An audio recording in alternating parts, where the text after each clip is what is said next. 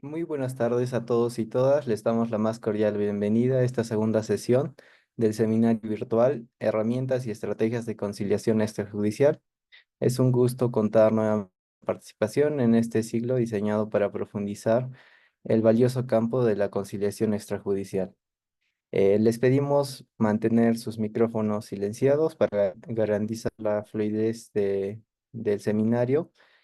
Pueden ir dejando sus preguntas durante la presentación, durante la exposición de nuestro ponente, y al final de la exposición vamos a tener una ronda de preguntas.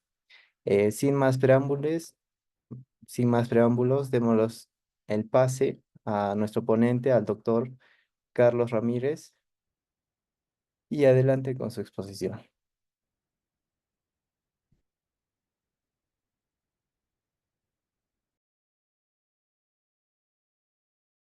Muy buenas tardes tengan todos ustedes. Vamos a iniciar, agradecerles su presencia en esta tarde, más aún cuando entendemos que por el partido y por la lluvia, me imagino que todos estamos en otras actividades.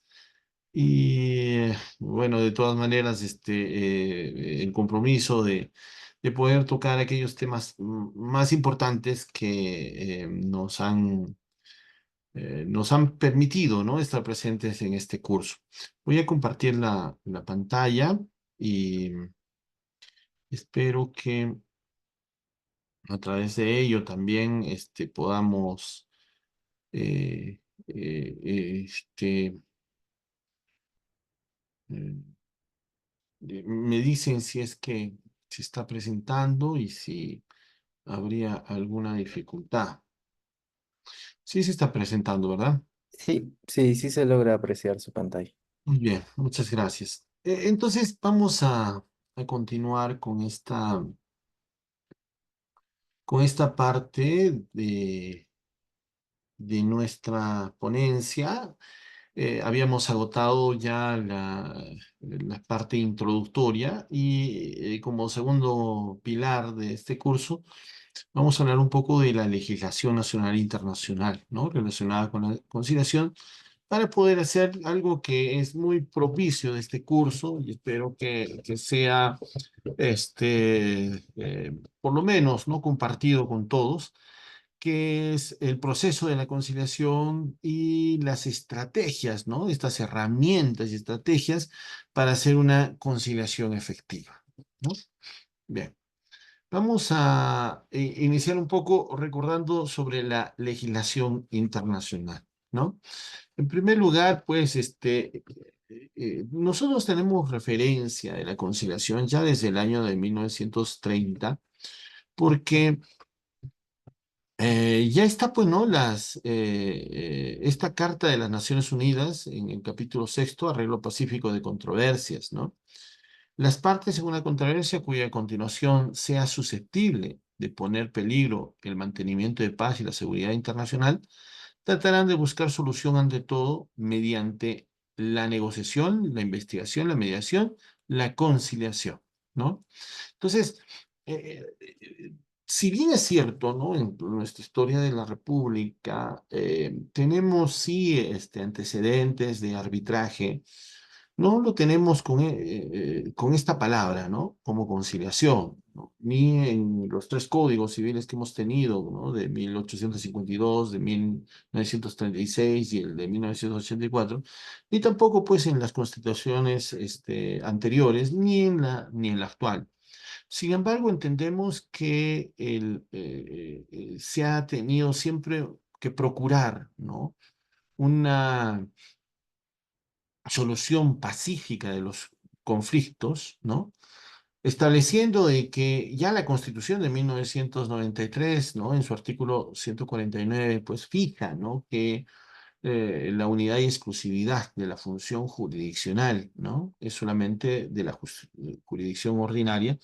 Sin embargo, podríamos entender también que se aboca esta jurisdicción precisamente de acuerdo a lo que nos dice el Código Procesal Civil en el título preliminar, nos dice para dos razones fundamentales, ¿no? resolver el conflicto de intereses y eliminar la incertidumbre jurídica. Entonces, el resolver el conflicto de intereses, pues, no ha sido solamente exclusividad, ¿no?, del Estado peruano, sino que ha dado las facultades de forma alternativa, ¿no?, a diferentes estamentos, instituciones, y esta vez centros privados o públicos de conciliación, quienes por ley están facultados para realizar el proceso conciliatorio. En Argentina, por ejemplo, según la ley 24.573 del 27 de octubre de 1995, se le denomina no conciliación, sino mediación al procedimiento conciliatorio, ¿no? Y tiene este carácter obligatorio previo al proceso judicial, ¿no? Entonces, esta obligatoriedad solamente es por los plazos de los 5 primeros años instaurada la demanda, ¿no? Luego es facultativa, ¿no? Es como resuelve, ¿no? Argentina esto de la conciliación. Así también, pues, en Colombia, desde 1991, se implementó, ¿no?, la conciliación extrajudicial con la finalidad de convertirse en ese mecanismo, ¿no?, que debería tener, ¿no?, la posibilidad de los ciudadanos de resolver conflictos, ¿no? Y la diferencia fundamental de este sistema frente al peruano es que es facultativa respecto a todas las materias que sean susceptibles de transacción o desistimiento. Entonces, existen funcionarios públicos que realizan la conciliación en determinadas materias, ¿no? Sobre todo en asuntos de familia y laboral, ¿no? Y esos son centros de conciliación privados, ¿no? Entonces, y el otro requisito es que necesariamente para realizar la función de conciliación tiene que ser abogado y requiere una capacitación especial, ¿no? En nuestro caso, en el caso peruano, no se requiere ser un abogado, pero sí, ¿no?, una capacitación especial y cumplir los requisitos, ¿no?, que establece el Ministerio de Justicia.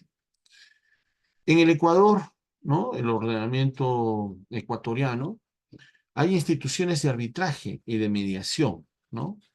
Entonces, la mediación, más o menos como en Argentina, la realizan con el nombre de mediación, pero es una conciliación, ¿no? Entonces, esta mediación es voluntaria, no hay obligatoria, ¿no? Y señala que la mediación siempre debe versar sobre una materia transigible, ¿no? No como nuestro ordenamiento, derechos disponibles, ¿no? Ahí dice materia transigible, ¿no?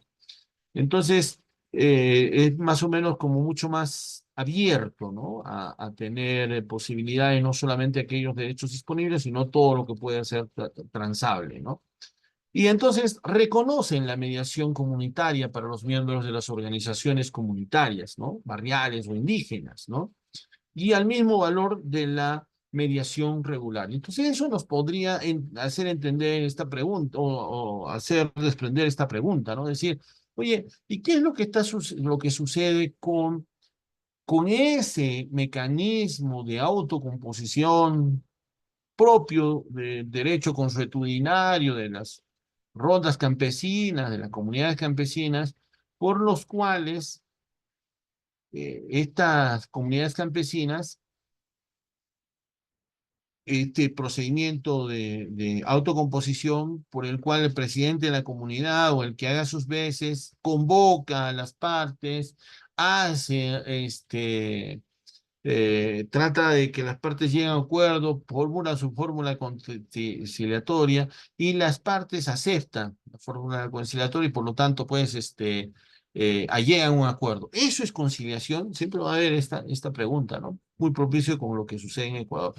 Y la respuesta es no, ¿no? Porque es bien clara la ley 26.872, así como el reglamento, el decreto supremo 017/2021, que para que se llame conciliación, se necesita que el centro de conciliación sea autorizado por el Ministerio de Justicia y que el conciliador también sea autorizado. Y no solamente eso, que este centro este conciliador tenga el registro en el centro de conciliación para que pueda realizar la conciliación, ¿no? Es decir, estas condiciones que nos establece la ley son taxativas, positivas y deben ser cumplidas. Entonces, mal haríamos entender cualquier otro mecanismo parecido a la conciliación como si fuera conciliación, ¿no? La única forma en nuestro ordenamiento de llamarlo conciliación será a través del cumplimiento irrestricto de la ley 26.872 con sus modificatorias. Ahora bien, es el caso que entonces las comunidades campesinas, nativas, originarias, ¿no? Que hagan procedimientos parecidos a la conciliación, no se le considera como conciliación, salvo que la propia comunidad haya solicitado su registro al Ministerio de Justicia, haya sido autorizado el centro de conciliación de la comunidad y los integrantes de de la conciliación, sobre todo el conciliador, también sea un conciliador registrado en el Ministerio de Justicia. Eso es muy importante, ¿no? En Ecuador, como verán, no es así, ¿no? Se reconoce ese derecho de las comunidades campesinas y que realizan también en su derecho comunitario conciliaciones, que deben ser también admitidas en el Estado ecuatoriano. Ahora, en Costa Rica, para sentar la diferencia, la conciliación es facultativa para las partes y se realiza ante conciliadores que no requieren ser abogados. Los temas pueden ser objeto de conciliación, son diferencias patrimoniales de naturaleza disponible y Costa Rica, como administra los centros de conciliación como parte del Estado, tiene un proyecto del derecho reparatorio, ¿no? Por lo cual eh, ha tratado de insertar criterios de mecanismos de solución de conflictos en el derecho penal, ¿no? Y por lo tanto, pues, pueden llegar hasta conciliaciones en el caso de delitos, ¿no? Delitos y faltas, ¿no? Ellos tienen grados, ¿no? Grado de comisión, primer grado, segundo grado, tercer grado, y solamente es permitido en el primer grado de comisión, ¿no? Entonces, lo que habría que también entender es que en todo América, pues, ¿no? Se reconocen las instituciones conciliares. Son casos muy enriquecedores lo que sucede en Bolivia, lo que sucede en Chile, en los países vecinos. Por eso he podido tratar de extraer de la ley 19.334 de Chile, ¿no? Este artículo 262 que dice, en todo juicio civil en que legalmente sea admisible la transacción, con excepción de los juicios o procedimientos especiales que trata estos títulos, ¿no? Una vez agotados los trámites de discusión, siempre que no se trate de casos mencionados en las excepciones del 313, el juez podrá llamar a las partes a la conciliación y les propondrá personalmente las bases de la red. Entonces, esta característica es global, ¿no? ¿Sí? La fórmula conciliatoria. Entonces, en Chile sí se preconiza, ¿no? Se dice, y les propondrá personalmente las bases del arreglo, es decir, la fórmula conciliatoria. Siendo un mecanismo de autocomposición, son las partes, pues, ¿no? Las que van a decidir si aceptan ese acuerdo, ¿no? Y entonces cita una audiencia para un día no anterior al quinto ni posterior al 15º, contado desde la fecha de notificación de la resolución de admisión, ¿no? De la demanda, y cita la audiencia. O sea, es un procedimiento jurisdiccional obligatorio, ¿no? Entonces, eh, eh, alrededor del Perú, pues tenemos diferentes formas de comprender la conciliación, pero también elementos comunes, ¿no? En todos ellos se reconoce que es un mecanismo de autocomposición, en todos se reconoce que plantea que la diferencia entre mediación y conciliación, el conciliador plantea la fórmula conciliatoria y lo que vamos a ver más adelante es el sistema de llegar a optar a acuerdos, ¿no? un sistema en toda América, hay sistemas que solamente preconizan el acuerdo, ¿no? Que lo resaltan, lo ensalzan al acuerdo. Otros sistemas en los cuales resaltan la relación, la vinculación entre las partes, y otros sistemas como el nuestro que adaptan el acuerdo y la relación, ¿no? Como una forma de solucionar los conflictos entre particulares. Ahora bien, eh, también haríamos referencia a cuáles son estas normas, ¿no? De la conciliación, siguiendo pues el itinerario en curso, las normas de la conciliación. Ojo, tenemos muchas normas, hay una pluralidad muy grande, ¿no? Pero también por el tiempo no vamos a poder discutirlas ni razonarlas, pero podríamos hacer mención primero de aquellas que parten de reconocimiento de tratados, ¿no? Ante organismos internacionales. Estas normas internas de derecho internacional sería la resolución legislativa 67-69 de 1930, como les decía, que aprueba la Convención General de Conciliación y Arbitraje, ¿no? En la Convención Internacional Americana de Washington. Luego tenemos estas normas que las he escogido específicamente para darnos cuenta eh, el procedimiento conciliatorio extrajudicial. Si hacemos una revisión de todas estas normas, lo que llamaría la atención es qué pasa en caso de conciliación en contrataciones de adquisiciones del Estado, ¿no? Que tiene la ley 30.225, ¿no? La actual, vigente hasta el próximo año, porque ya se ha emitido, ¿no? La ley de arbitraje 32.069, la cual está en proceso de reglamentación para para que sea, pues, ¿no? Para que entre en vigencia, ¿no? Es una vacatio legis. Ahora, entiéndase que esta ley, y yo quisiera ensalzar y que no la vamos a tratar porque, bueno, el tema está relacionado mucho más a un panorama de conciliación en general, no en temas específicos. Sin embargo, habría que tener esa referencia. Ahora, habría que también ser precisos que sí, efectivamente, ¿no? En contrataciones del Estado, la ley dice, la actual y la de 2025 dice, la solución de controversias es o conciliación o arbitraje, ¿no? Es decir, que da igual posibilidad de solución de controversias. La ley de conciliación ha creado una figura de un mecanismo de solución de controversias que es la Junta de Resolución de Disputas, ¿no? Que algunos hubieran entendido, mal entendido, como si fuera una conciliación, y esto no es cierto, ¿no? En realidad, el procedimiento y la forma de realización de la Junta de Resolución de Disputas, aunque es un mecanismo diferente, que no es ni conciliación ni es arbitraje, es un mecanismo de heterocomposición. Entonces, no podría entrar en la categoría de una conciliación.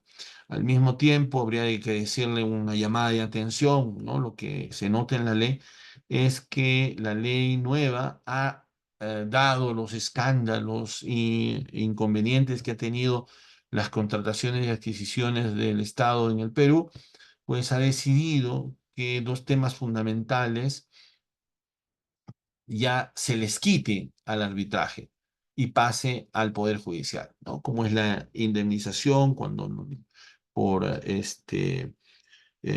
por prestaciones adicionales y también la nulidad del contrato. Entonces, quiere decir que, pues, en este razonamiento, la conciliación no ha sido tocada, es igual, ¿no? Dice lo mismo, que es un mecanismo de solución de controversias en los temas de contratación del Estado. Y eso también nos fortalece, ¿no? Porque se entiende que los procedimientos de conciliación y los procesos de conciliación, en síntesis, hasta la fecha tienen mejores resultados que los de arbitraje en cuanto a si ha intervenido algo de corrupción o que haya habido algunos inconvenientes de su cumplimiento. Entonces, dicho esto, y haciendo referencia otra vez de que no vamos a tratar esos temas específicos que serían motivos de otra, de otra ponencia, vamos a hacer solamente referencia, hemos escogido aquellas, aquellas normas que van a ser necesarias, precisas, para, como herramientas y estrategias de la conciliación extrajudicial para un conciliador en centros de conciliación privada. En primer lugar, pues está la ley, que ha sido modificada muchas veces, pero las modificaciones más sustanciales que podemos entender es el decreto legislativo 1070, que moderniza y hace la obligatoriedad, ¿no? Es más, este, extrae del proceso judicial la etapa de conciliación, el proceso de conocimiento, es este decreto legislativo 1070, con varias modificaciones a la ley 26.872 y la reciente, ¿no? 31.165, precisamente, que motiva, ¿no? La conciliación por medios electrónicos y otros de naturaleza similar, ¿no? Modificando sustancialmente, pues, por ejemplo, el artículo quinto, ¿no? De la ley 26.872, ¿no? Dando esa posibilidad. La ley 29.876, que es una ley muy interesante que también hay que tener en cuenta y consideración, es esta ley que declara la inexigibilidad de la conciliación extrajudicial en materia de alimentos, tenencia y régimen de visitas, ¿no? Que son los temas más gruesos y fundamentales, troncales, en todo lo que es familia, ¿no? La conciliación en familia. Y que nos hace reflexionar lo siguiente, ¿no? En diciembre del año 2011 entra en exigibilidad o se convierte en distrito conciliar, distrito de Puno, y al año siguiente, los primeros meses, sale esta ley 29.876, en la cual se deja en claro, ¿no? Que todos los temas de familia, que son prioritariamente alimentos, tenencia y régimen de visitas, deben ser ya no obligatorios, como era antes, sino facultativos, ¿no? Entonces, cobran la característica de ser materias facultativas. Bueno, el reglamento, ¿no? Que se ha emitido en el año 2021, que es muy importante porque lo bueno del reglamento es que hace una concreción, ¿no? Muy propia, ¿no? De la práctica conciliar, ¿no? Partiendo de los principios, ¿no? Mientras que en la ley no se definen los principios, en el reglamento sí se definen los principios, y lo que es estrella, pues, ¿no? En el reglamento es, pues, la diferencia en mecanismo en la conciliación presencial y la conciliación por medios electrónicos y otros de naturaleza similar. Eso lo tenemos que tener y pues también se les ha compartido, ¿no? Para que todos ustedes lo tengan y no tengan dificultad, ¿no? En revisarlo. Bueno, también la resolución ministerial, que esto sí nos interesa, ya del 2009, que aprueban los modelos, formatos de actas para su utilización en los centros de conciliación, que habría que hacer dos precisiones que yo espero que sean muy importantes. La primera es que aunque estos formatos tienen en sus anexos, en su contenido, varios errores, ¿no? Y varias, ¿cómo se dice? Varios ítems innecesarios o traslapados de algunos tipos de conciliación y podríamos entender que siendo una resolución ministerial que aprueba estos formatos son intangibles, ¿no? La ley siempre tiene, aún con el rigor positivista, siempre tiene que ser interpretada, ¿no? Y aplicada de acuerdo a los principios de las instituciones jurídicas. Por lo tanto, mal se haría en seguir en los formatos de los centros de conciliación con errores, con falencias. Por ejemplo, ¿no? Si en una parte de este formato, pues, dice, ¿qué otros alimentistas tenemos, ¿no? Entonces, si la materia es obligación de dar suma de dinero, entonces, ¿qué necesidad hay que colocar otros alimentistas en la solicitud de conciliación, ¿no? Entonces habría que extraerlo de ahí, ¿no? Pero es vigente, ¿no? Esta resolución ministerial 235/2009 que aprueba estos modelos y formatos. ¿Por qué? Porque tenemos esta adecuación de los formatos que ha salido en el 2021 tras, ¿no?, esta ley 31.165, ¿no?, que modifica también el reglamento. Sin embargo, no todos los formatos están contenidos ahí. Entonces, la primera referencia será esta resolución ministerial 235 y luego avanzamos con la precisión y especificidad de la resolución directoral 754. Ahora bien, hay una norma que va a ser muy necesaria, necesarísima, ¿no? Una norma que no se ha publicado en el peruano, ¿no? Desgraciadamente ha habido un error en el Ministerio de Justicia, ¿no? Porque se ha emitido esta norma que es riquísima, es fundamental, es muy propicia, ¿no? Que es la resolución directoral número 69 de 2016, YUS, ¿no? Y que prácticamente nos resuelve todas las dudas acerca de las materias obligatorias, facultativas y prohibidas, ¿no? Que todas las hace, tanto en materia civil como en materia de familia, como en materia de contrataciones y adquisiciones del Estado.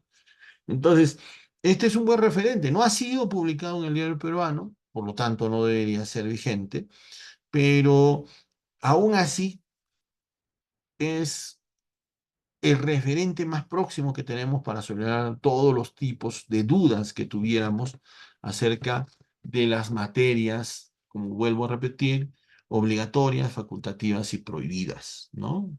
Que establece tanto la ley como otras normas, ¿no?, en nuestro ordenamiento.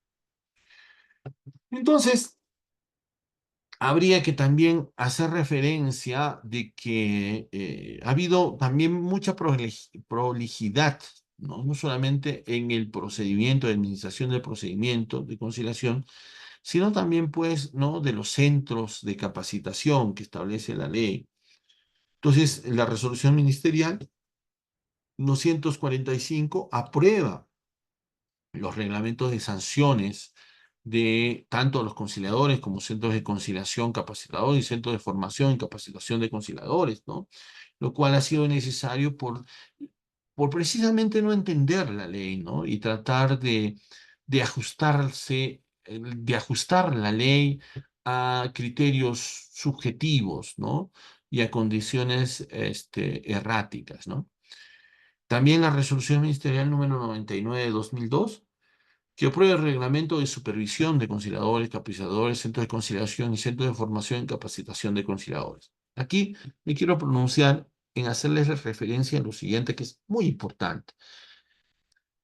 Los centros de conciliación, si bien son de orden privado, ¿no?, con economía privada, y a quienes se les ha dado la posibilidad, ¿no?, de participar en la solución de los conflictos de particulares, son, si bien es de derecho privado, son entidades de derecho privado, en realidad son adscritas al Ministerio de Justicia.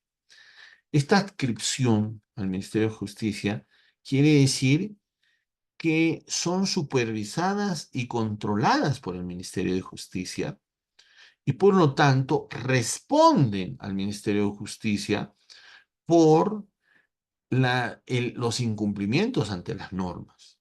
Es más, esta extensión del cumplimiento de la norma implica de que tal igual como la entidad, la institución administrativa o el Ministerio de Justicia tiene rigor para cumplir, atender los derechos fundamentales de los usuarios, de la misma manera, el centro de conciliación no puede hacerse desentendido de estos derechos.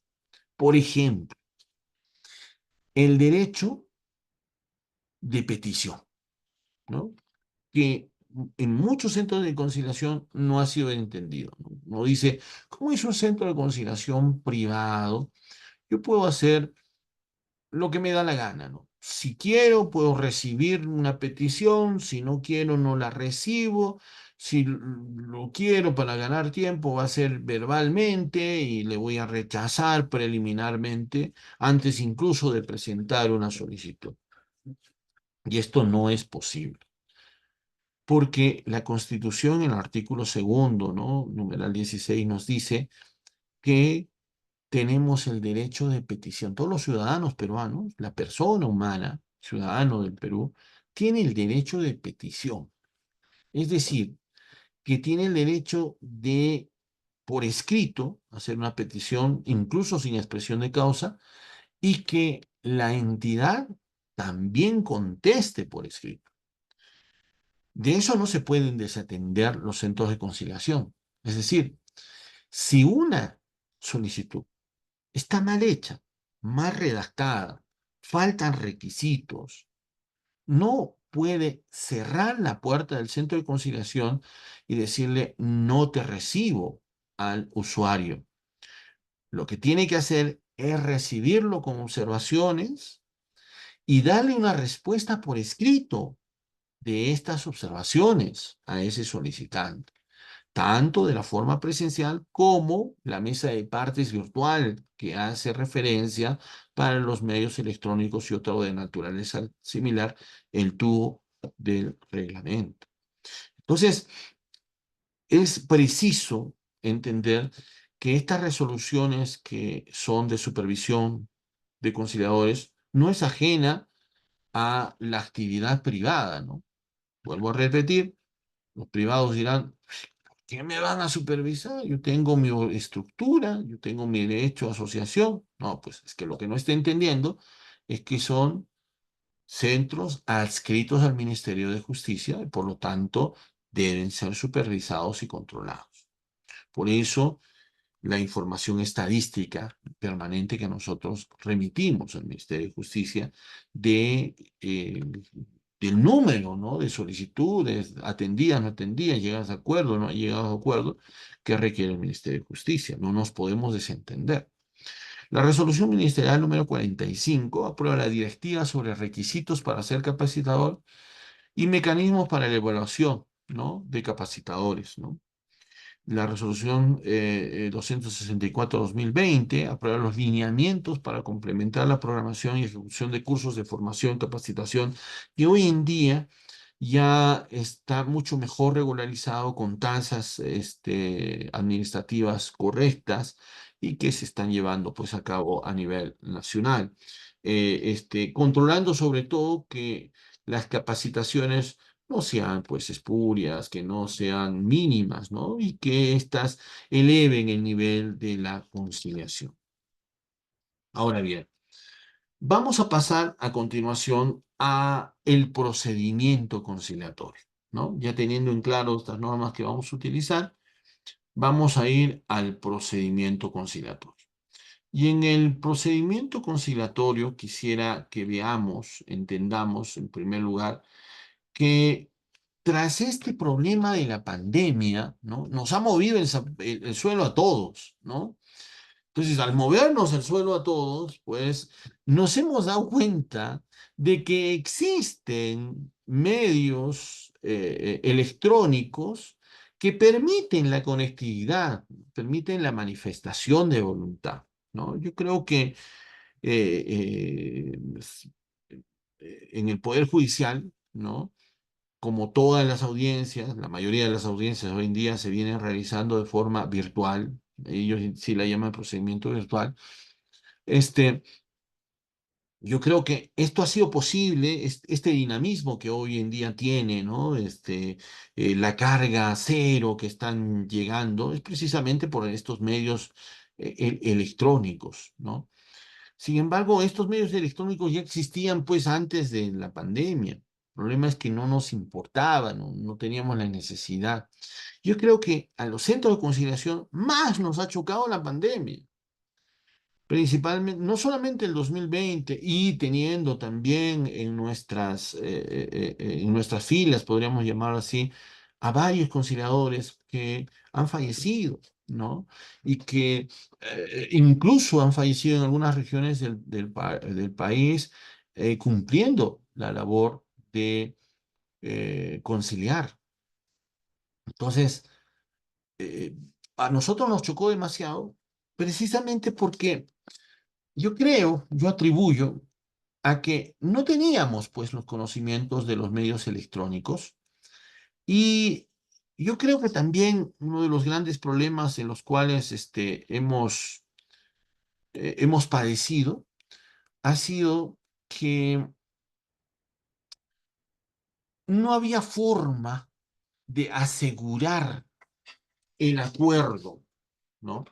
No había forma de asegurar el acuerdo. Eso quiere decir que no había forma de que el acuerdo a que llegaban las partes por medios electrónicos y otros de naturaleza similar sea un acuerdo que sea transparente, ¿no? Sea verificable, ¿no? Tenga esa seguridad, porque a diferencia de algunas actuaciones procesales y procedimentales, incluso en el Poder Judicial, donde hay mucho más ligereza, mucho más permisividad en el proceso conciliar es mucho más estricto, ¿no?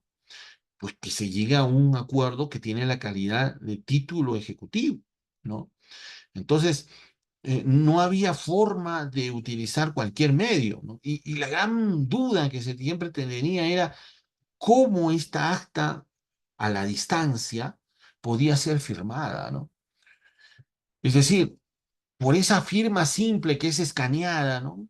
Firmamos en un papel en blanco y lo escaneamos y lo incluimos en el documento, o esta firma electrónica, ¿no? Eso que hacemos de escanear se llama firma digital y la firma electrónica es diferente, porque la firma electrónica le impone una intangibilidad al documento, le da fecha de firma no en la figurita que aparece ahí, sino en la integridad del documento. En esta integridad del documento hace que si alguien lo modifique, sepa que ha sido posterior a la firma o anterior a la firma. Es decir, te da mucho más seguridad. ¿Y cómo logramos la firma electrónica? La forma fácil, conveniente, es el DNI electrónico. Con el DNI electrónico nosotros utilizamos un aparato, ¿no? Que sería el lector, ¿no? Electrónico, también lector. Yo tengo también mi lector. Entonces utilizamos nuestro lector. Se me ha- sí, por ahí está. Utilizamos nuestro lector y con este lector del DNI lo que hacemos es pues garantizar que, que ese documento sea el que que represente la expresión de la voluntad que han tenido las partes. Entonces ha habido 2020, 2021 hasta el 2022 esta incertidumbre y esas restricciones, ¿no?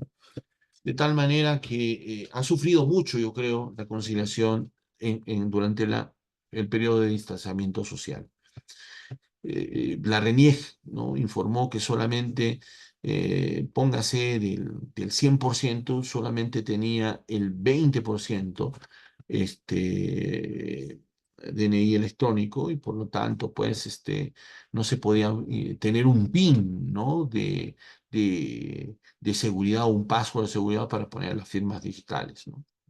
Y por lo tanto tenemos esa inconveniente. Sin embargo, el Ministerio de Justicia propone la norma y modifica, ¿no? Estas condiciones y hace modificación del artículo quinto, permitiendo los medios electrónicos y otros de naturaleza similar, y, y a la par de la conciliación presencial. Entonces, la conciliación presencial, las personas pueden realizar un procedimiento conciliatorio como era tradicionalmente, ¿no? En los centros de conciliación extrajudicial privados que existen a nivel nacional o recurrir a los centros de conciliación extrajudicial gratuitos del Ministerio de Justicia y habría que ubicarlos geográficamente también por aplicativo, ¿no? Esa es la conciliación presencial. Esta conciliación presencial tiene este procedimiento, ¿no? Este procedimiento es muy necesario el que nosotros podamos conocer porque es fundamental, ¿no? Que nosotros tengamos y salgamos de todo tipo de dudas, ¿no? Máxime que generalmente lo que ocurre es que, pese a que hay un libro que también se les ha compartido de respuesta de todas las dudas que se tienen a nivel nacional sobre estos impases que tenemos, ¿no? Incluso en determinar si podemos ser un centro de conciliación que realiza el arbitraje o no, pues siempre tenemos el problema de las fechas, de los plazos, ¿no? Yo les cuento que siempre en caso de supervisión de un centro de conciliación, lo que hace el supervisor, el verificador, el monitor, siempre es los plazos. O sea, recibe el expediente y lo primero que se verifica en el expediente son los plazos. Luego ya será la materia, si es obligatoria, aunque esto es lo más importante, pero igual, ¿no? Los plazos son muy importantes. ¿Por qué? Porque son imperativos de la ley, ¿no? Entonces, este esquema es muy elocuente, ¿no? Se presenta la solicitud para conciliar. Entonces la ley dice, el tubo de reglamento dice que se tiene un día hábil o hasta un día hábil para designar el conciliador, ¿no? ¿Qué va a pasar en este día hábil? ¿No? Yo quisiera que tengamos esta advertencia, ¿no? Este conciliador que va a ser designado, y ya lo tiene, ¿no? En primer lugar, ¿qué va a suceder? Se entiende que la dirección del centro de conciliación va va a leer pues la solicitud, ¿no? Presentada y por lo tanto va a tamizar, va a hacer un tamizaje, primero si tiene los requisitos, etcétera, y sobre todo, ¿no? Lo que va a hacer es determinar si hay algún tipo de amistad, enemistad, familiaridad o algún tipo de injerencia con el conciliador designado, ¿no? O también podría decirse que si hay un conciliador especializado en familia, entonces a este conciliador se le dará. Si es un conciliador en contratación del Estado, a este se le designará. O si hay un conciliador en materia de contratos o de derecho civil, entonces pues se le designará, ¿no? Esa es la labor de la dirección. Una vez recibido, ahora le corre el traslado a el conciliador. Este conciliador es el que va a asumir, ¿no? Las facultades señaladas por la ley. Por lo tanto, su obligación es revisar si tiene requisitos, si es una materia conciliable y sobre todo si tiene algún caso de abstención, ¿no? O va a ser motivo de recusación, ¿no es cierto? Entonces, tendría que ver él con mayor razón si tiene algún tipo de familiaridad, amistad, enemistad con las partes de la conciliación. Una vez que haya tamizado esto, que es fundamental, en- elabora, ¿no? Redacta las invitaciones para conciliar. Entonces, estas invitaciones para conciliar tiene hasta un plazo de 3 días para, si fuera un centro de conciliación grande, para que se entienda, para sacar la invitación de su oficina y dárselo al notificador, ¿no? Eso es el curso de las invitaciones. Ahora bien, la norma establece que la fecha, porque invitación quiere decir que va a señalar ya la fecha de la audiencia. Entonces, la fecha de esa audiencia no puede exceder, dice. No quiere decir son 10 días exactos. La norma no dice 10 días exactos, por si acaso. Dice, puede realizarse hasta, sin exceder el 10.º día. Entonces, yo puedo realizar la conciliación en el 8.º día o en el 7.º día, como estaba establecido antes de la modificación, sí, porque no puede exceder, dice, no puede exceder hasta 10 días. Ahora, lo que quisiera que se entienda en la práctica es que el proceso de notificación, procedimiento de notificación, es muy arduo, es muy difícil. No vayamos a pensar que como la norma dice que esta notificación cuanto menos tiene que estar en poder de la parte invitada 3 días hábiles antes, no quedará decir que tenemos 3 días para realizar la audiencia de conciliación. No. ¿Por qué? Porque hay que separar aquellos días en los que no se le va a encontrar al notificado. Y se tiene que dejar no solamente constancia de eso, sino también aviso de visita. Y este aviso de visita informándole a la parte, no pues, no podrá decir, ¿no?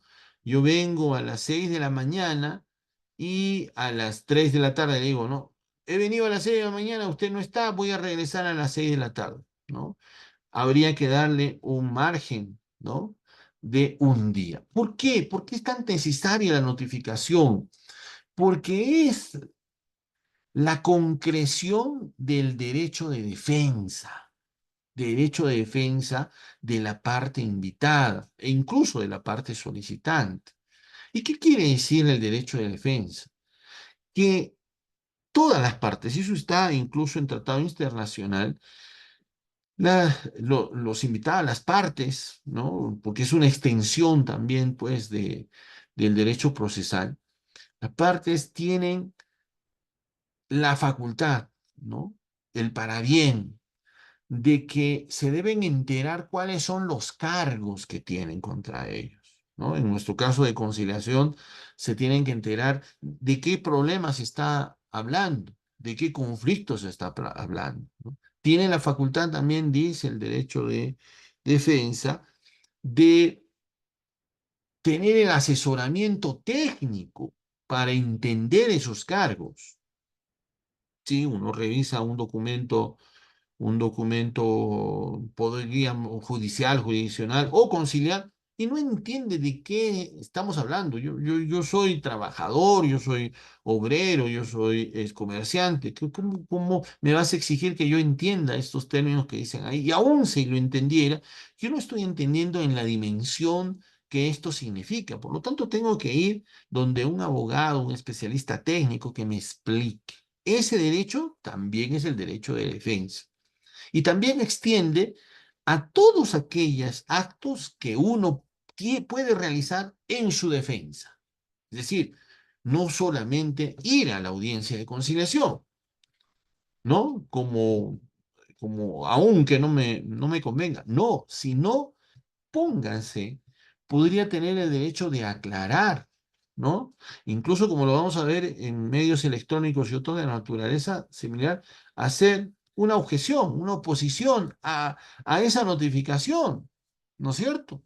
Entonces, claro, lo que se preconiza en el derecho de defensa es eso, darle en suficiente tiempo a la parte invitada, asegurarse que sea debidamente notificada para no privarle, para no restringirle el derecho a la defensa. Entonces, 3 días antes de la realización de la audiencia, tiene que tener ya en su poder la parte invitada. Luego, se realiza la audiencia de conciliación, sería genial que sea en ese mismo acto y se llega a un acuerdo, ¿no? Muy bien. Las posibilidades de esto, como todos sabemos, son total acuerdo, falta de acuerdo, acuerdo parcial y decisión debidamente motivada del conciliador. Ahora, de no concurrir una de las partes, o sea, la primera premisa sería, ¿y qué pasa si las dos partes no están? Si las dos partes no están, entonces el conciliador tendría que concluir el procedimiento por decisión debidamente motivada, porque expresaría que ninguna de las partes ha tenido, no está interesada, no estoy diciendo interés, no tiene el interés, no, sino no está interesada en conciliar, porque se entiende que siendo un mecanismo de conciliación alternativo, rápido, ágil, eficaz, con estos principios dentro de la economía, se le diga, evidentemente, al no participar en una audiencia, lo que está haciendo no es un procedimiento, pues, judicial, pues, ¿no? Entonces, se tendría que concluir el procedimiento por ese desinterés que tienen las partes. Si una sola no concurre, poniéndoles en sobreaviso, ¿no? Me ha sucedido un conciliador que el solicitante no viene a la primera audiencia, ¿no? O sea, generalmente lo que ocurre es que el invitado no concurre a la primera audiencia. Incluso por asesoría le dicen, bueno, esta es la primera fecha, iremos a la segunda, le dicen. Es una mala costumbre que tiene la asesoría técnica, ¿no? De las partes. Pero lo que es insólito es que no venga la parte solicitante y si venga la parte invitada, ¿no? Y son casos muy interesantes, pero me ha pasado, ¿no? Me ha pasado varias veces. Entonces, no es que solamente la parte invitada no concurre, ¿no? Puede darse el caso de que una de las partes, o solicitante o invitado, no concurra, entonces se va a señalar una nueva fecha para la audiencia de conciliación, ¿no? Y a partir de ahí es que corre otra vez los mismos plazos señalados al inicio, ¿no?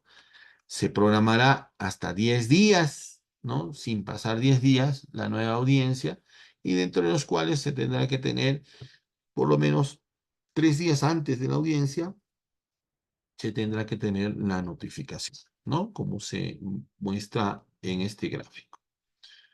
Se realiza la audiencia de conciliación y las formas de conclusión, como ya lo hemos dicho, acuerdo total, acuerdo parcial, falta de acuerdo, decisión debidamente motivada por el conciliación del conciliador, ¿no?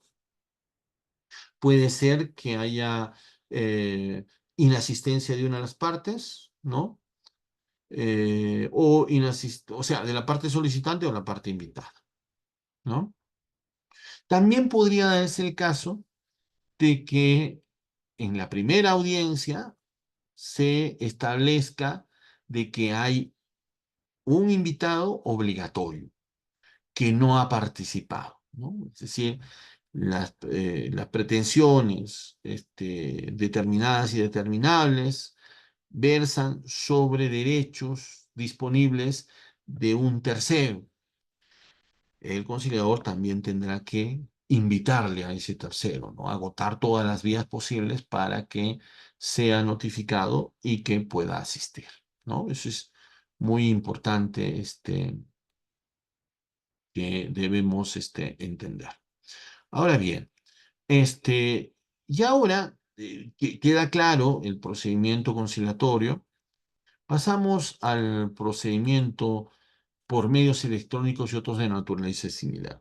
Si bien es cierto, a veces nos cuesta, nos llama la atención decir, oye, ¿por qué le llaman un nombre tan largo? ¿Por qué no le llaman simplemente virtual, ¿no? Conciliación virtual, ¿no? A veces mis estudiantes en derecho se cansan, se aburren de poner por todo lado, por medios electrónicos y otras naturaleza similar, y me dicen, ¿por qué no le ponemos solamente virtual, ¿no? Bueno, pues nosotros no somos quienes, ¿no? Para modificar la ley. Si queremos hacerlo, tenemos que seguir una iniciativa, ¿no? Con 5.000 firmas, qué sé yo. Por lo pronto tenemos que cumplir las leyes, las normas son para cumplirse. Y entonces, si la norma dice por medios electrónicos u otros de naturaleza similar, ese es su nombre. ¿En qué consiste?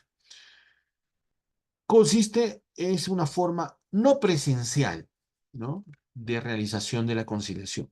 Lo que busca la conciliación, entonces, es que este tercero imparcial, que es en las relaciones de conflicto se le llama tercero disuasor, este tercero imparcial asume, pues, ¿no?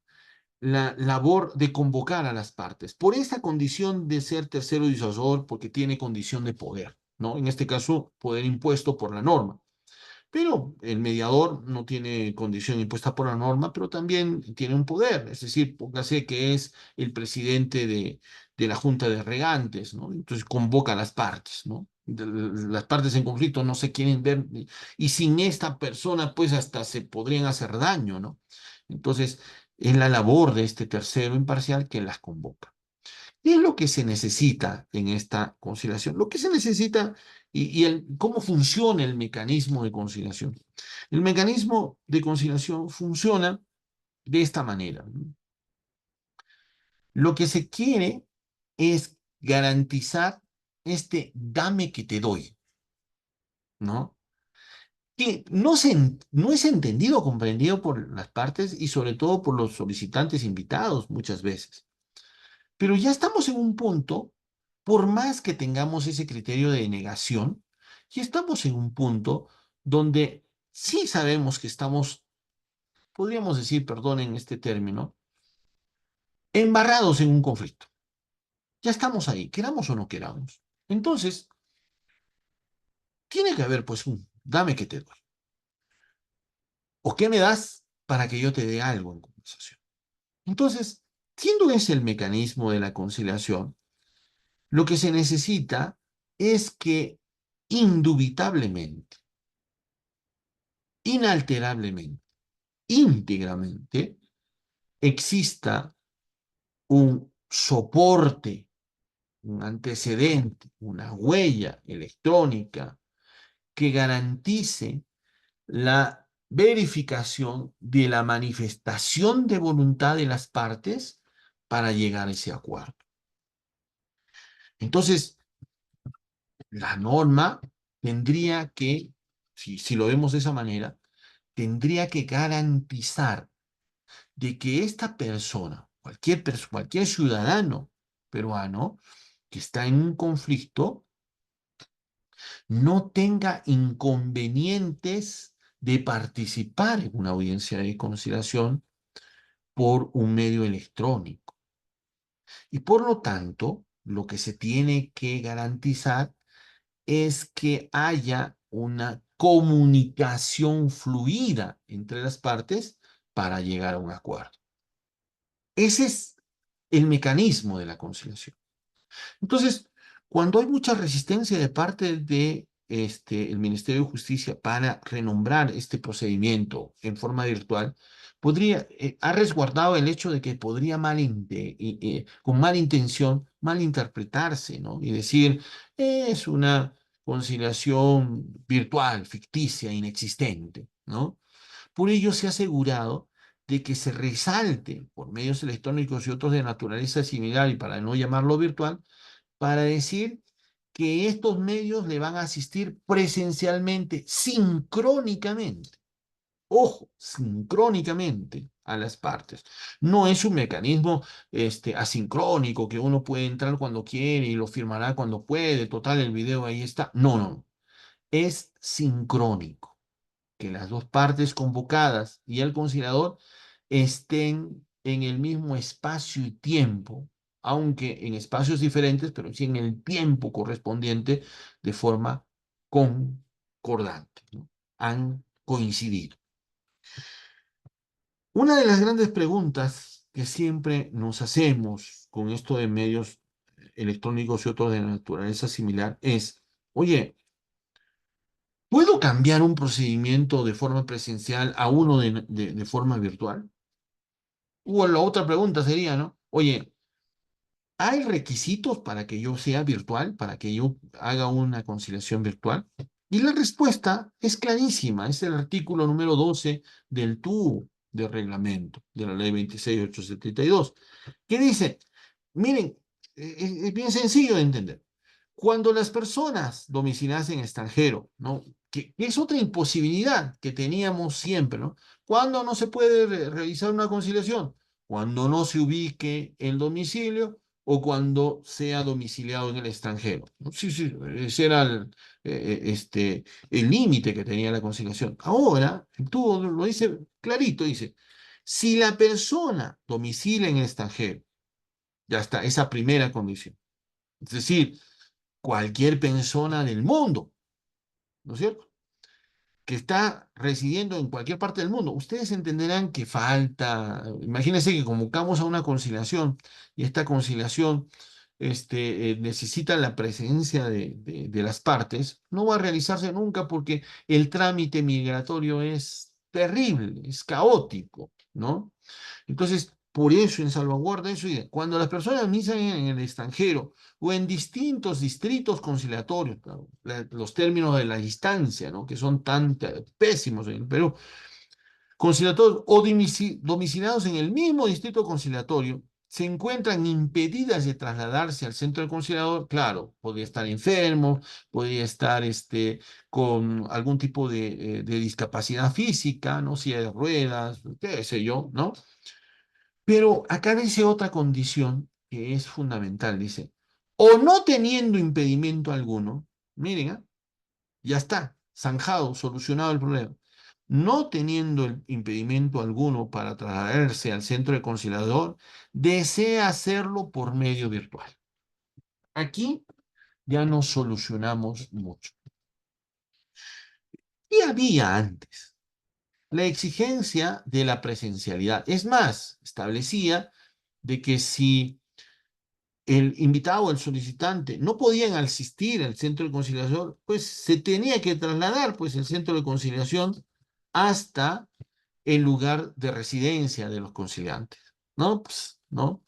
Existiendo medios electrónicos. Es decir, respondemos dos preguntas, ¿no? La primera es, oye, ¿puedo pasar de un medio electrónico, de un medio presencial a medio electrónico? Sí, y aquí lo dice. Puede solicitar al centro de conciliación que la audiencia de conciliación presencial se realice por medios electrónicos y otros de naturaleza similar. ¿Sí? Y yo les digo, les cuento lo siguiente. Yo tengo casos en conciliación, ¿no? Sobre todo en contrataciones del Estado, sobre todo en aquellas empresas de economía mixta, póngase Electropuno, que tienen pues contratos con empresas transnacionales gigantes, ¿no? Por ejemplo, Ticino, ¿no? Que tiene su sede en Brasil, ¿no? Para venir aquí, ¿no? Tienen que pagar un montón de aviones y lo demás. Entonces, ya iniciamos un proceso de conciliación presencial. Entonces, ¿puede esta persona o estas partes solicitar que sea virtual? Sí, pero hay una condición. O sea, son las condiciones del procedimiento, que es que haya integridad digital, ¿no es cierto? No, que haya medio suficiente electrónico que tenga la capacidad y que pues exista una conectividad adecuada, que también lo dice el reglamento, todos estos requisitos. Pero entendámonos que si es posible, sí, sí es posible modificar. Entonces esto soluciona muchos problemas en los que tenemos que comprar pasajes, señalar las fechas, postergar las fechas innecesariamente, ¿no? Porque lo que se necesita es poner nuestra mayor predisposición para la solución de los conflictos. Tal es así, ¿no? Para que salgamos de la duda. Este mismo criterio está establecido me parece, en el artículo quinto del TUO, ¿no? Que dice, quinceavo, que dice que se puede dar poder de representación, o sea, que el secretario el conciliador, secretario de conciliación, pueden dar poder de representación. ¿En qué casos? En caso de alimentos, tenencia y este, desalojo. Y uno dice, ¿por qué es concordante con esto? Resulta que incluso lo que prevé la conciliación, y este es el nuevo pensamiento que tenemos, van a verlo de acuerdo al sistema al cual pertenecemos, que lo que está haciendo es que como las partes tienen una carga emotiva muy fuerte, estar juntos en un solo ambiente es nocivo y un factor que impide llegar a acuerdos. Entonces, en otras palabras, si se cruzan las dos partes, se pueden asesinar. Perdón que les diga de esta manera, pero podría pasar eso. Por lo menos se hacían lesiones. Entonces, el medio electrónico da una posibilidad de distensión, de alejamiento, monitoreado por este conciliador que va a impedir insultos, que va a poder impedir malos comportamientos de las partes. Entonces, incluso puede suspender el centro de conciliación, la audiencia, que ha sido pedida, ¿no? Esta audiencia queremos que sea por medios electorales, muy bien. Entonces suspendemos esta audiencia para que veamos, ¿no? La verificación y también, pues, ¿no? La, la verificación de las identidades. ¿Qué son las características diferenciadoras del procedimiento? Miren ustedes, da lo mismo, ¿no? Dan los plazos, los tiempos, la solicitud, los días que ya hemos hablado, pero ¿qué es la diferencia entre procedimiento de medios electrónicos? Es la siguiente. La primera es que una vez que ha sido designado en estos 3 días que tiene para cursar las invitaciones, este conciliador tiene que confirmar los domicilios a notificar en la conciliación por medios electrónicos. Es decir, que tiene que llamar, pues, ¿no? A las partes, ya sea por una videoconferencia o ya sea por una llamada, pero tiene que haber identificación, o sea, una correcta identificación de las partes, sobre todo de la invitada, y tiene que decir, primero, que sí está de acuerdo con realizar la conciliación por medios electrónicos y otros de naturaleza similar, y a la par, lo que tiene que decir es que tiene los mecanismos y herramientas adecuados para que se lleve a cabo una conciliación y además señalar pues un correo electrónico donde quiere que le lleguen las notificaciones. Ojo, si no hay un correo electrónico, entonces será válida también la notificación presencial para la conciliación por medios electrónicos y otro de naturaleza similar. Entonces, para eso es la confirmación. ¿No? En términos administrativos, ¿no? Cuando uno en la administración, que también se puede realizar procedimientos por medios electrónicos, entonces no puede deducirse, ¿no? La dirección electrónica. Tiene que el usuario manifestar la dirección electrónica, ¿no? Con declaración jurada. Yo quiero que ahí me notifique, ¿verdad? Ahora, entonces, todo lo demás es igual, se cursan las invitaciones con la previsión de 10 días. En el caso de que cuando es notificado, el invitado objeta la audiencia, es decir, ¿cómo lo va a objetar? O sea, le ha llegado notificación a un domicilio real o de repente a un correo electrónico, medio electrónico, y está en desacuerdo, pues, ¿no? Él quiere realizarlo de forma presencial. Entonces, objeta la audiencia. Y dice, ese no es mi domicilio, no tengo posibilidad, soy una persona mayor de edad, no mayor, ¿no? Es adulto mayor, y no puedo, no sé nada de estos aparatos, ¿no? Ojo, esa objeción no es necesario que sea por escrito, puede ser igual por una llamada, puede venir en el centro de conciliación, o de repente puede simplemente responder el correo electrónico con este malestar. Entonces, ya no queda otra, ¿no? El tubo nos dice que hay que reprogramar la audiencia y conciliación para hacerla presencial. Pero si no tenemos ningún tipo de respuesta de la parte invitada, entonces se sobreentiende que ha aceptado. O sea, como tiene 2 días para objetar y no lo ha objetado, entonces se lleva a cabo la audiencia por medios electrónicos, ¿no? Otros de naturaleza. Luego, otra diferencia es que antes de realizar la audiencia, se tiene que verificar la identidad, ¿no? Es la partecita cuando le preguntamos, pues, a la parte invitada o a las partes, muéstreme su DNI, quién es su padre, quién es su madre, cuál es la fecha de nacimiento, ¿no? Cuál es el domicilio, etcétera. Datos que cercioremos, porque esa es la responsabilidad del centro de conciliación, cerciorarse de la identidad de quien va a participar en la audiencia de conciliación, ¿no? Si concluye, bueno, no se puede verificar, ya saben, siempre se va a pasar para un medio de... ¿Por qué siempre se pasa a este medio de medio electrónico a presencial? Porque no se le puede recortar el derecho del solicitante a cumplir con este requisito de conciliación, ¿no? Por más que haya una oposición de parte del invitado a no participar, a interferir o lo que sea, esa es otra condición. Lo que nos importa también es las condiciones del solicitante. Entonces, como tenemos economía, tenemos celeridad como principios, debe respetarse con respecto al solicitante. Entonces, una vez que ya se realiza la audiencia de conciliación por medios electrónicos, ojo, una característica también es la lectura del artículo número 16 del TUO, ¿no? Que también lo vamos a leer más adelante. Se emite esta acta de conciliación por medios electrónicos, ¿no? Si tiene firma digital, ¿no? O firma electrónica, entonces se firma, pues, electrónicamente.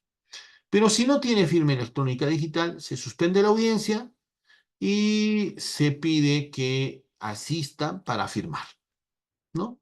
Es lo correcto.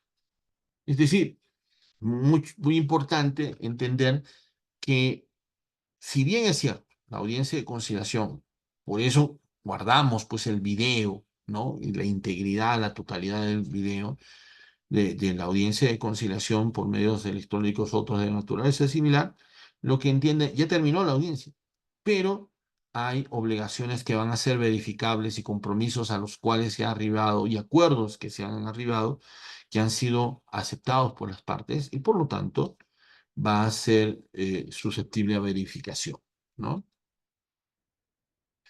Ahora, eh, algo bueno, este esquema de procedimiento yo creo que subsana todas las dudas, ¿no? Sin embargo, si habría alguna duda, siempre estamos para ayudar. Ahora, perdonen que me he excedido en todo este preámbulo, pero a partir de esto, y yo sé que lo conocemos perfectamente, pero había que solucionar los inconvenientes que se tienen en el procedimiento, habría que decir que lo que nos interesa en las herramientas y estrategias de la conciliación es cómo funciona este mecanismo. ¿Cuáles son las estrategias que tenemos que tener para solucionar este mecanismo?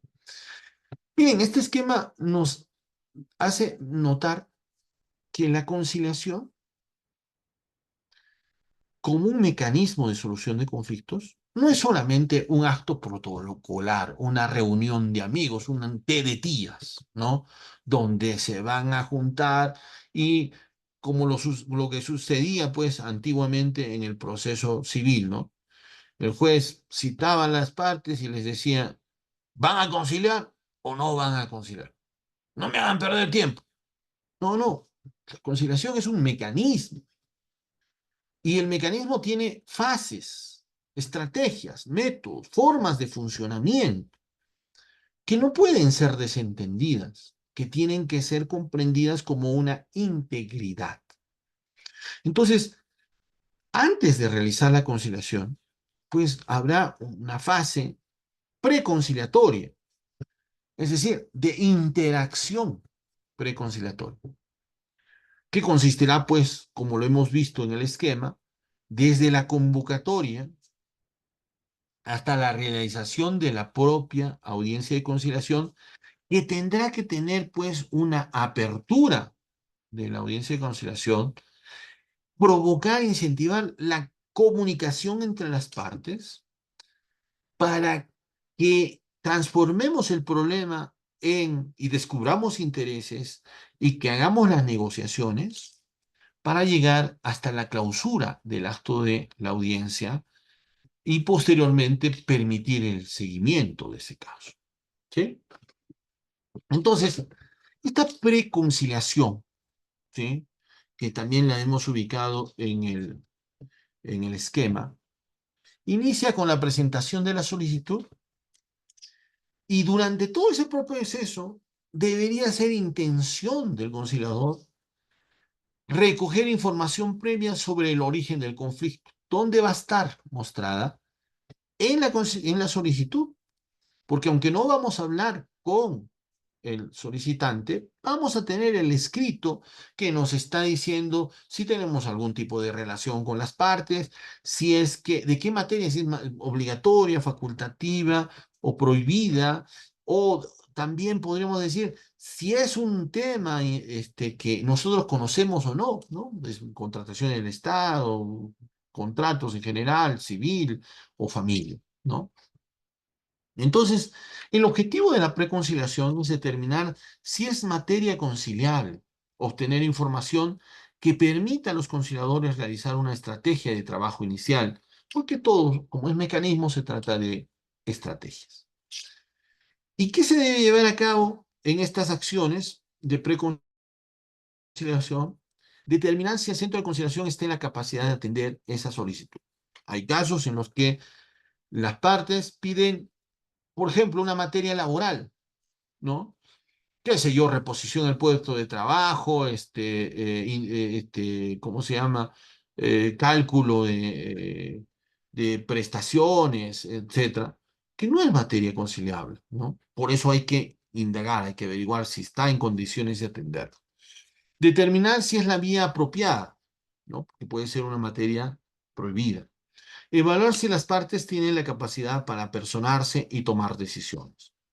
Es decir, entiéndase que el solicitante es desconocedor absoluto de términos, podríamos decir, que establece la ley. Entonces, por ejemplo, ¿no? ¿Cuáles son las materias facultativas, prohibidas y obligatorias? Pónganse, ¿no? La persona dice, oye, quiero solicitar exoneración de alimentos, ¿no? Entonces las partes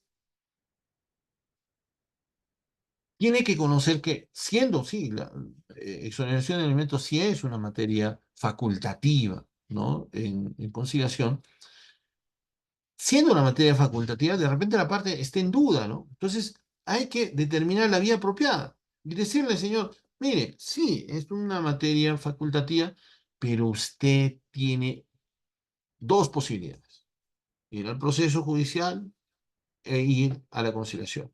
Cuando vaya al Poder Judicial, no van a impedirle que inicie su demanda por falta de conciliación. Ese nivel de claridad es lo que necesita, ¿no? El solicitante invitado. Existen conflictos irreales, ¿no? Suposiciones que tienen las partes. Me ha pasado, por ejemplo, que el solicitante creía, entendía que su contrato vencía, póngase, en junio, cuando clarito en el propio contrato dice hasta el 31 de diciembre. Entonces, cuando viene el condicional, "Ey, no, yo lo quiero votar", pero señor, entienda, su contrato dice hasta el 31 de diciembre y se da cuenta recién que no existe conflicto. También obtener información para estrategia inicial. Ojo, siempre conservando la integridad del conciliador. El conciliador es imparcial, ¿no es cierto? Y por lo tanto, no estamos hablando de estrategia de decidir quién debe ganar, sino estrategia para facilitar a las partes que lleguen a un acuerdo. Determinar el conciliador que va atender, ¿no? Eso lo hace el centro del conciliador, y evaluar si el conflicto es conciliable o no. Otra de los temas más complicados en la conciliación es el de competencia, ¿no? Y en eso vamos a salir disparados. Por eso voy a escoger solamente lo más importante. El artículo 13 de la ley establece que, y hay un choque bien fuerte porque uno dice, este es un mecanismo alternativo, ¿no? No jurisdiccional. Es más, el artículo cuarto de la ley dice que no es un acto jurisdiccional, pues el proceso conciliatorio, ¿no? Sin embargo, hace referencia a lo siguiente, ¿no? La competencia territorial establecida en los artículos 14, 15, 16, 17, 18, 24, 25 y 27 del Código Procesal Civil son los que intervienen para determinar la competencia de los centros de conciliación. Y en resumen, ¿qué dice?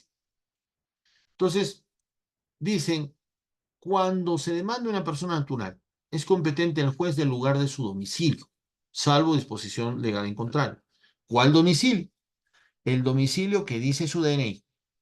Por eso es conveniente que se pida al invitado la certificación de identidad. El certificado que da la RENIEC. La RENIEC no vamos a sacarlo de otra vía, que un amigo que trabaja en la RENIEC me va. No, no, no. Esto es un trámite legal porque no podría ser una prueba prohibida, no lo vamos a sacar clandestinamente. Tenemos que decirle a este invitado o solicitante que vaya a la realidad, que pague sus 15 soles y que saque su certificado de identidad.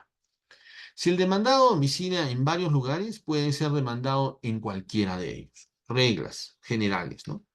Si el demandado carece de domicilio o este es desconocido, es competente el juez del lugar donde se encuentre el domicilio del demandante a elección de este último. Si el demandado, es decir, si es desconocido y se entiende que ha sido notificado por cualquier forma este invitado y participa de la conciliación, entonces él va a elegir dónde quiere que lo notifique. A eso se refiere. Si por la naturaleza, ahí está, si el demandado domicilia en extranjero, es competente el juez del lugar del último domicilio que tuvo, ¿no? Para los fines de la conciliación. Si el invitado domicilia en extranjero y ha domiciliado en Lima, el conciliado competente, pues el último domicilio de donde partió o donde residió, no es que ha pasado por ahí, ¿no? Sino residió, ese es el domicilio. Si por la naturaleza de la pretensión u otra causa análoga no pudiera determinarse la competencia por razón de grado, es decir, esto ya es jurisdiccional, ¿no? Acá no hay, los criterios de la competencia serán pues territorio, grado, función, materia, cuantía, ¿no? Y turno, ¿no? En este caso no funciona lo mismo, simplemente los criterios para determinar la jurisdicción competente. Y lo que nos interesa sería también el artículo 24 porque establece el lugar, el conciliador competente, como se debería entender, es el del lugar en que se encuentren bien o bienes tratándose de todo tema relacionado a derechos reales, ¿no? Es decir, interdicto de recobrar o de retener, daños contra la propiedad, todo lo que tenga que ver con materia conciliable y que sea de derechos reales, será el juez donde está el domicilio. El juez del último domicilio conyugal en caso de separación de cuerpos o también de divorcio. El juez del domicilio demandante en las pretensiones alimenticias. El juez del lugar donde ocurrió el daño, ¿no? Que también se debía entender el conciliador de la jurisdicción donde ocurrió el daño. El juez del lugar que debió realizar el hecho generador de la obligación, para el caso de obligaciones, que debería entenderse el conciliador, y el lugar donde se desempeña la administración de bienes comunes o ajenos, ¿no? Al tiempo de interponerse las demandas de retención, de rendición, ¿no? De aprobación, de desaprobación de cuentas, ¿no? Si fuera una materia conciliar. Ahora, entiéndase que entonces es un tema bien complejo, ¿no? Que debe ser analizado por el centro de conciliación y que debe ser analizado por cada caso en concreto. Lo correcto es entender entonces que se debería priorizar no la parte solicitante, sino la parte invitada. Entonces, cuando decimos en la duda, la parte invitada domicilia en Juliaca y la parte solicitante domicilia en Puno, entonces no se hagan problemas, denle la respuesta por escrito a el solicitante y dígale, vaya a Juliaca y en Juliaca tramite la conciliación, que también es un distrito conciliar. ¿Y por qué? Porque se garantiza el derecho de defensa. Lo que se tiene que priorizar es el derecho de defensa de la parte invitada, no del solicitante, ¿no? Ahora, dos formas de petición, ¿no? El problema es que me está ganando un tiempo y voy a pedirles unos 5 minutos más. La petición puede ser individual o conjunta, ¿sí? En caso de que sea individual, obviamente se tiene que incoar todo el procedimiento. Pero cuando es conjunta, puede ser de forma inmediata, porque a disposición de salas de conciliación, porque la ley, el TU y también el Ministerio de Defensa, de Justicia, lo que preconizan y priorizan es la atención de la solución del conflicto, ¿no? Bien, ahora sí, finalmente quisiera terminar, van a disculpar, quería ahondar las estrategias de puesta en realidad, de comunicación, ¿no? De la conciliación, pero quisiera dejarles para la próxima clase, ahí voy a tratar de correr bastante, acerca de qué estamos haciendo, qué hacemos en la conciliación en realidad. Y lo primero es que hay que entender que en el mundo hay tres modelos fuertes de conciliación. El primero es el modelo de Harvard. Este modelo Harvard, que está también en este libro, Cómo obtener un sí, ¿no? Precisamente de Roger Fisher y William Horn. Este modelo, que es el modelo de Harvard, ¿no? Prioriza el acuerdo. Es decir, es la conciliación donde el documento que contiene el acuerdo es lo que más se protege, el acuerdo. El modelo narrativo circular, donde donde es una transformación, que se llama también modelo transformativo de conciliación, es propiciado o generado por Bush y Folger, y donde lo más importante para este tipo de mecanismos es las relaciones que nacen a partir del acto de la audiencia de conciliación, ¿no? Se establecen relaciones entre las partes y por lo tanto lo que se tiene que proteger es esas relaciones. ¿Listo? Y el modelo que nosotros utilizamos en el Perú es el modelo transformativo, que está propuesto, ¿no? En la dogmática, pues, ¿no? O en la literatura por Sarakov, ¿no? Donde lo que se prioriza son los dos, tanto las relaciones como el acuerdo. Entonces, está el documento, en este caso para nosotros el título ejecutivo, pero también está, independientemente del acta de conciliación, esa mejor alternativa a un acuerdo negociado que vamos a ver en la negociación, pero que está ese compromiso de las relaciones para cumplir el acuerdo. Por eso que la ley y el reglamento son muy claras, muy precisas, aunque no lo hayamos podido entender, que no basta solamente que pongamos un acuerdo efímero, ¿no? Porque este acuerdo sería pues efímero, incumplible, ¿no? Porque lo que se necesita no solamente es esas letras que dice ese contrato, sino la posibilidad de llegar a un acuerdo. Les pongo este ejemplo para desentrañar este tema. Miren ustedes, el deudor, el, el deudor consuetudinario, podríamos decir, se las sabe todas. Y cuando el acreedor lo chapa en la calle, ¿no? El deudor no se hace problemas. Y le dice, hazme firmar, hermanito, donde quieras. Vamos al notario. Sí, vamos, yo te firmo, te voy a pagar mañana. ¿Cuánto le debes, señor? Son 150.000 soles. Yo mañana le pago. ¿Sí? Y le hace firmar, y en la notaría dice, ¿no? Me comprometo con firma legalizada, ¿no? Es decir, con RENIEC y todo. Y tal, ya. Me comprometo a fiarle mañana, le pago 150.000 soles. Ya está. Se desentiende y se va, ¿no? Y entonces el acreedor confía pues en el papelito y suficiente. Llega al día siguiente y no le va a cumplir nunca. Entonces, da la posibilidad, por eso que se siembra en la relación, de que el conciliador tiene que también entender que este acuerdo tiene que ser cumplible, ¿no? Porque estamos en un modelo transformativo. Entonces, no vamos a hacer esa tarea inútil que les he explicado en este momento, sino sería una tarea propositiva, ¿no? Que digamos, oiga, señor, muy bien, usted, como parafraseo, se compromete a pagarle al día de mañana. Muy bien, perfecto. ¿De dónde va a sacar ese dinero? Tiene que estar en el acta de conciliación porque es un acta de título ejecutivo.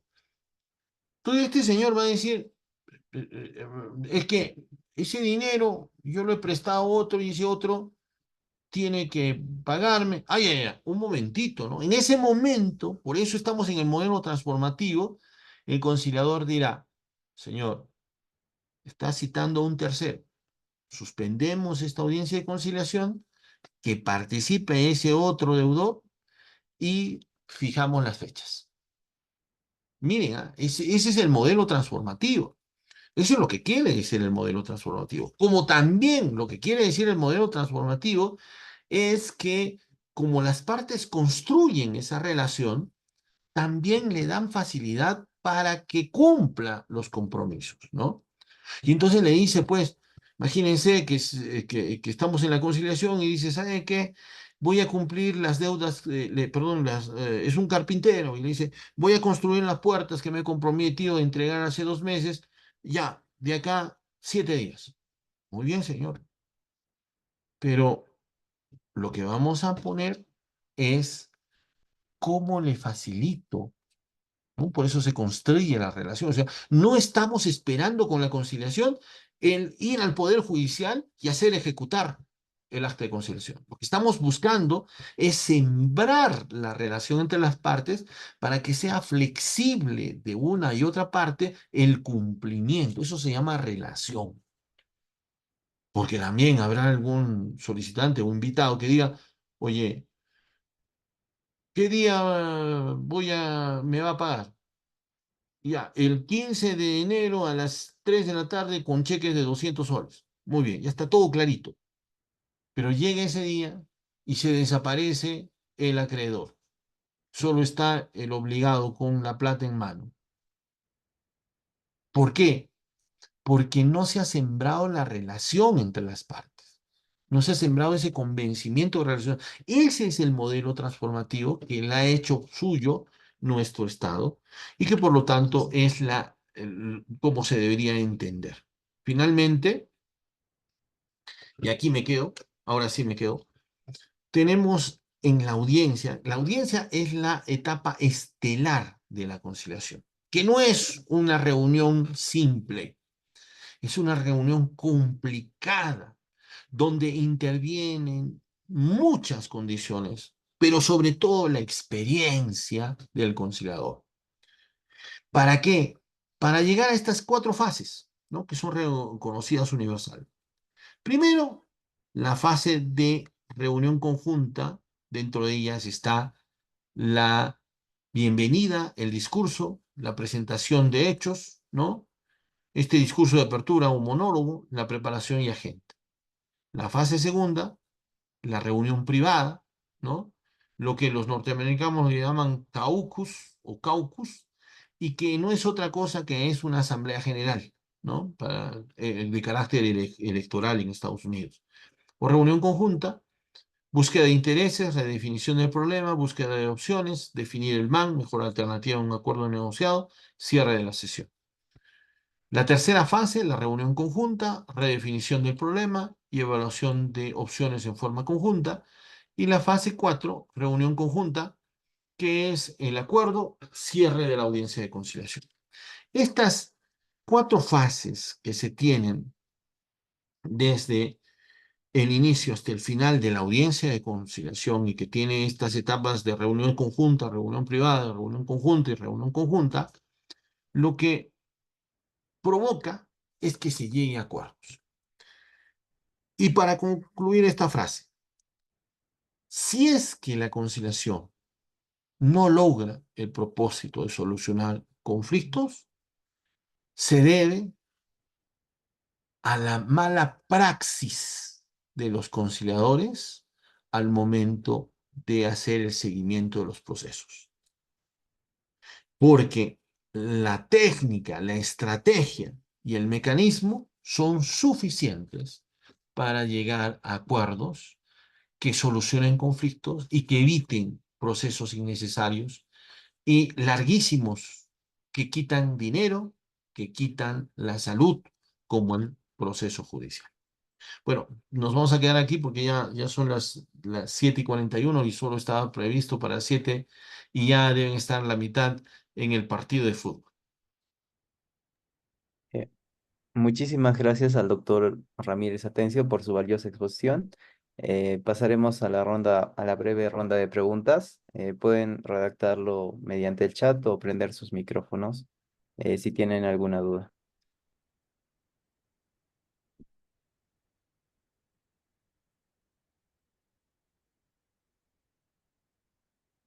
Mientras esperamos, les recordamos que este seminario forma parte de un ciclo. Nos volveremos a encontrar el siguiente jueves, 21 de noviembre.